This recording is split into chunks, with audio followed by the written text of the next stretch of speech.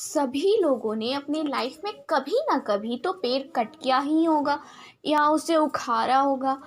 आप एक situation imagine करिए, अब जहाँ पे आप पेड़ कट कर रहे हो या फिर उखाड़ रहे हैं और सडनली आपके कट करने के बाद या उखाड़ने के बाद उस पेड़ में से बच्चे के रोने की आवाज़ आने लगे, तो आपको कैसा लगेगा? ये बिल्कुल एक स्केरी हो जाएगा ना। जी हाँ, एक ऐसा भी पेड़ है जो इसको कट करने से उसमें से बच्चे के रोने की आवाज़ आती है। और उस पेड़ का जो शक्ल होता है ना, वो हल्का फुल्का इंसानों जैसा मिलता है।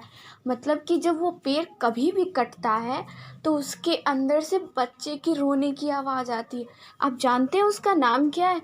उस पेड़ का नाम मैडुक है। मैडुक। कैसा लगा आपको आज का ये फैक्ट? कमेंट सेक्शन में बताइए। Bye bye.